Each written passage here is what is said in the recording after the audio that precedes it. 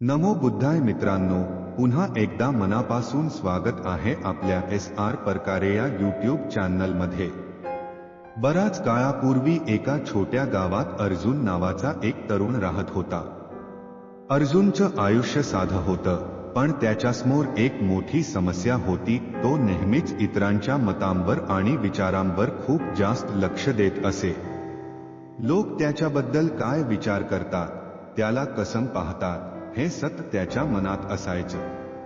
यामुळे अर्जुन खूप चिंताग्रस्त आणि अस्वस्थ राहत होता। त्याला वाटायचं की लोक त्याच्याबद्दल काहीतरी चुकीचं बोलत आहेत आणि म्हणून तो नेहमीच स्वतःला लोकांच्या अपेक्षांनुसार बदलण्याचा प्रयत्न करत असे। पण त्याला कधीच समाधान मिळालं नाही। जे लोक त्याचं कौतुक करावं अशी त्याची अपेक्षा होती, तेच त्याच्यावर टीका करत असत।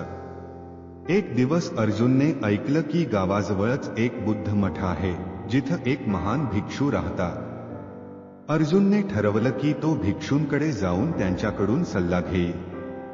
दुसऱ्या दिवशी अर्जुन मठात गेला आणि भिक्षूंना भेटला। भिक्षूंनी त्याचं स्वागत केलं आणि विचारलं, बाळ, तुझी इथे येण्याचे कारण काय आहे? अर्जुनने त्याचं मन मोकळं केलं आणि सांगितलं, महाराज, मी लोकांच्या मतांमुळे खूप त्रस्त आहे।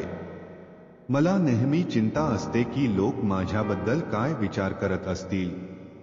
कृपया मला मार्गदर्शन करा। भिक्षूंनी काही क्षण विचार केला आणि मग सांगितलं, अर्जुन, मी तुला एक गोष्ट सांगतो। ही गोष्ट तुझ्या प्रश्नाचं उत्तर देईल। भिक्षू गोष्ट सांगू लागले, काही वर्षांपूर्वी एका गावात एक साधा शेतकरी राहत होता। तो आपल्या कामात खूप कुशल होता आणि त्याला आपल्या कामात आनंद मिळायचा। मात्र त्याच्या आसपासचे लोक नेहमीच त्याच्यावर टीका करत। कधी ते म्हणायचे की त्याच्या पिकांची गुणवत्ता चांगली नाही, तर कधी त्याच्या कष्टांना नाकारत असत। पण त्या शेतकऱ्याने त्यांना दुर्लक्षित करून आपल्या कामावर लक्ष केंद्रित केलं। वेळ जसा गेला, त्याच्या मेहनतीचं फळ मिळालं। त्याचं पीक इतकं चांगलं झालं की गावभर त्याची प्रशंसा होऊ लागली। जे लोक कधी त्याची टीका करत होते, तेच आता त्याचं कौतुक करू लागले।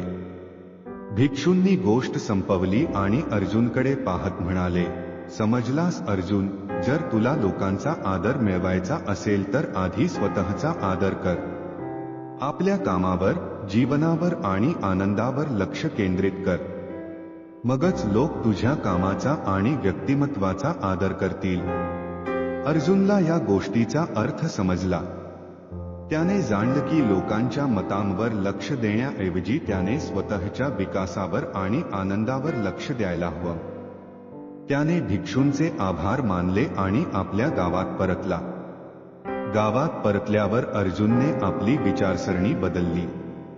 त्याने इतरांच्या मतांची काळजी करणं सोडून दिलं आणि स्वतःच्या ध्येयावर लक्ष केंद्रित करायला सुरुवात केली। तो आपल्या कौशल्यांचा विकास करू लागला आणि हळूहळू त्याच्या मेहनतीचा आणि आत्मविश्वासाचा परिणाम दिसू लागला। जे लोक पूर्वी त्याच्यावर टीका करत होते, तेच आता त्याचं कौतुक करू लागले। अर्जुनने एक महत्त्वाची शिकवण मिळवली, स्वतःवर लक्ष केंद्रित केल्यानेच आणि स्वतःच्या आनंदाला प्राधान्य दिल्यानेच खऱ्या अर्थाने यश आणि समाधान मिळू शकतं। लोक तुला तेव्हाच आदर देतील, जेव्हा तू स्वतःचा आणि आपल्या कामाचा आदर करशील।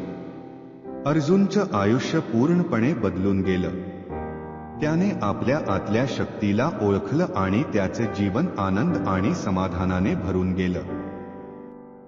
या गोष्टीतून आपल्याला शिकायला मिळतं की जर आपण स्वतःच्या विकासावर लक्ष केंद्रित केलं आणि आपल्या कामात प्रामाणिकपणे प्रयत्न केले, तर लोक आपोआप आपल्याकडे आकर्षित होतील। इतरांच्या मतांना महत्त्व देण्यापेक्षा आपल्या जीवनाला आणि कार्यांना प्राधान्य दिलं पाहिजे, तेव्हाच आपण खऱ्या अर्थाने यशस्वी होऊ शकतो। मित्रांनो, ही कथा तुम्हाला कशी वाटली ते कमेंटमध्ये जरूर सांगा। धन्यवाद मित्रांनो। आशा करतो की तुम्हाला ही कथा आवडली असेल आणि काहीतरी नवीन शिकायला मिळालं असेल। जर ही कथा तुमच्यासाठी प्रेरणादायक असेल तर लाईक, शेअर आणि कमेंट करायला विसरू नका। आणि जर तुम्ही नवीन असाल तर चॅनलला सबस्क्राईब करा. आता लवकरच एका नवीन कथेसह भेटू. तोपर्यंत स्वस्थ रहा आणि आनंदी रहा. धन्यवाद. नमो बुद्धाय.